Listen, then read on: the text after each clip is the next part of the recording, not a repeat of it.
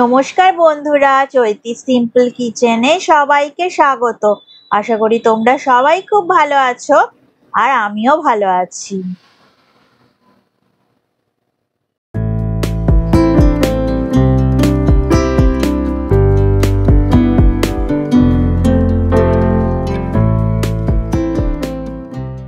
দেখো, পরিষ্কার করে ধুয়ে আমি এইভাবে জল ঝরিয়ে নিয়েছি। এই থালাটাতে আমি দেখো জল ঝরিয়ে সুন্দর করে দেখো একদম সাদা ধপধপে হয়ে আছে, আর একটু সামান্য নরম হয়েছে। একদম নরম হলে তখন হবে না, রান্না করা যাবে না। একটু নরম নরম হয়ে গেছে, প্রায় 80%-এর মতো চিড়েটা একটু নরম হয়েছে। তো এই অবস্থায় আমি জল ঝরিয়ে রাখবো, আর গ্যাসে আমি দেখো একটা কড়া বসিয়ে দেব এই রান্নাটা করার জন্যে। এবারে দেখো আমি সাদা তেল কড়ার মধ্যে দিয়ে দিলাম। 3 চামচ পরিমাণ সাদা তেল দিয়ে দেব। তারপরে আমি দিয়ে দেব গোটা জিরেটা একটু লাল হওয়া পর্যন্ত আমাকে অপেক্ষা করতে হবে।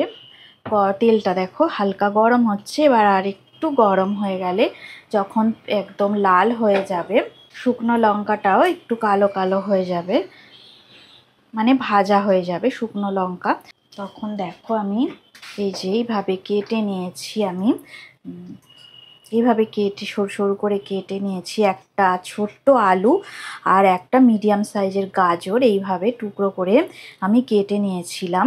এই সরু সরু করে দুটোই সরু সরু করে কেটে নিতে হবে। তোমাদের মনে হলে তোমরা এটাকে ডুমো করে চৌকো ছোট ছোট করে টুকরো করেও কাটতে পারো। তেলটা গরম হয়ে গেছে, আর লঙ্কাটাও দেখো বেশ ভাজা লঙ্কাটাও লাল হয়ে উঠেছে। এবার আমি সরু সরু করে কেটে রাখা গাজর আর আলু দিয়ে দিলাম। দিয়ে ভালো করে আমি এটা ভাজা করে নেব। তো মিডিয়াম ফ্লেমে রেখে ভাজা করতে হবে। তো এই সময় আমি সামান্য পরিমাণে নুন দিয়ে দিলাম, আর পরিমাণ মতো হলুদ গুঁড়ো দিয়ে দিলাম। এবার দেখো আমি মটরশুঁটি দিয়ে দিলাম। এগুলো সিদ্ধ করা মটরশুঁটি। তো আমি একটু পরেই দিয়েছি গাজর আলু ভাজা করার পরে। তোমরা যদি কাঁচা মটরশুঁটি ইউজ করো তো তোমাদেরকে গাজর আলু ভাজার সঙ্গে সঙ্গেই দিয়ে দিতে হবে, যখন কাঁচা গাজর আর কাঁচা আলু এর মধ্যে ছাড়া হচ্ছে তখনই দিয়ে দিতে হবে। তো এইবারে আমি দেখো ভিজানো কিশমিশ, আমি কিছু কিশমিশ এই যে ভিজিয়ে রেখেছিলাম 2 চামচের মতন কিশমিশ, তো সেইটা আমি জল থেকে তুলে এখানে দিয়ে দিলাম। এবার আমি এই যে ভিজানো জল ঝরানো চিড়েটা দিয়ে দেব, আর ফ্লেমটাকে আমি একদম লো ফ্লেমে করে রেখে দেব। দেখো কত সুন্দর হয়েছে, একদম ঝরঝরে আর গোটা গোটাই রয়েছে। এইটা করার জন্যে, চিড়ের এই রেসিপিটা বানানোর জন্যে তোমাদেরকে একটু মোটা টাইপের চিড়ে মার্কেট থেকে কিনতে হবে। যেগুলো একটু পাতলা চিড়ে হয়, সেগুলো পাতলা চিড়েগুলো একটু তোমার ভেজালেই সঙ্গে সঙ্গে নরম হয়ে যায়। তো তখন এই রেসিপিটা করতে একটু অসুবিধা হবে। তো চিড়েটা আমি যখন 2 কাপ ভিজিয়েছিলাম, 2 কাপ চিড়ে আমি কাঁচা চিড়ে নিয়েছিলাম, আর নিয়ে আমি যখন ভিজিয়ে রেখেছিলাম, তো আমি 3 থেকে 4 বার আমি চিড়েটা ধুয়েছিলাম। তো সেই টাইমে ওই যে মোটা চিড়ে বলে চিড়েটা কোনো প্রবলেম হয়নি। না হলে একটু পাতলা চিড়ে হলে অনেকটাই সমস্যা হয়, তখন আর এই রান্নাটা ভালো করে করা যায় না, একদম তখন নরম হয়ে যায় চিড়েটা, রান্নাটা করতে খুবই অসুবিধা হয়। তো আমি ভালো করে নাড়াচাড়া করে নিচ্ছি। এইবার আমার রান্নাটা প্রায় হয়ে এসেছে। এবার দেখো আমি সামান্য পরিমাণে একটু চিনি দিয়ে দেব। আমি 1/2 চামচের মতো চিনি এখানে দিয়েছি।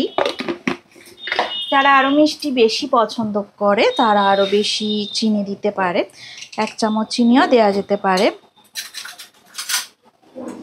তো এবার আমি পরিমাণ মতো ঘি দিয়ে দেব। দেখো আমি 1 চামচ ঘি এখানে দিয়ে দিলাম। এবারে আমি মিডিয়াম ফ্লেমে দিয়ে দিলাম চিনি আর ঘিটা দিয়ে 2 মিনিট একটু নাড়াচাড়া করে নেব। যখন চিনিটা গলে যাবে তখনই আমি গ্যাসের ফ্লেমটা অফ করে দেব। এটা একদম নিরামিষ রেসিপি। নিরামিষের দিনে অবশ্যই এটা ট্রাই করা যেতে পারে। তোমরা এই রেসিপিটা ট্রাই করবে, এটা দুর্দান্ত স্বাদ হয়।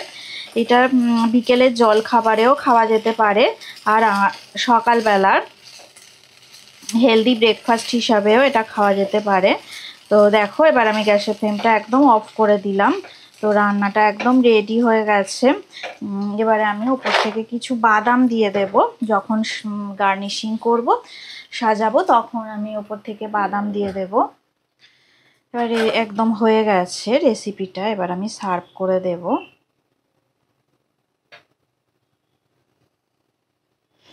যেমন সুন্দর এটা দেখতে হয়েছে, খেতেও তেমন সুস্বাদু এই রেসিপিটা।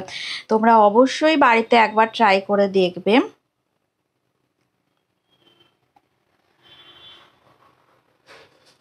আর দেখো এটা কেমন ঝরঝরে হয়েছে চিড়েটা। দেখো কত সুন্দর দেখতে হয়েছে। এবার দেখো আমি উপর থেকে কিছু বাদাম দিয়ে দিচ্ছি। বাদাম দিয়ে আমি সাজিয়ে দিচ্ছি। দেখো রেসিপিটা একদম রেডি হয়ে গেছে। কত সুন্দর দেখতে হয়েছে। তোমরা অবশ্যই বাড়িতে বানাবে এই রেসিপিটা। আর দেখো এই রেসিপিটা যদি তোমাদের ভালো লেগে থাকে অবশ্যই লাইক দেবে, শেয়ার করবে, আর কমেন্ট করে আমাকে জানাবে তোমাদের কেমন লাগলো। তো তোমরা সবাই ভালো থাকো, সুস্থ থাকো, আর আমার রেসিপি দেখতে থাকো। আর অবশ্যই কমেন্ট করে জানাবে, আর ভালো ভালো কমেন্ট করবে, তাহলে আমি আরও উৎসাহ পাবো, আর নতুন নতুন রেসিপি দেবো।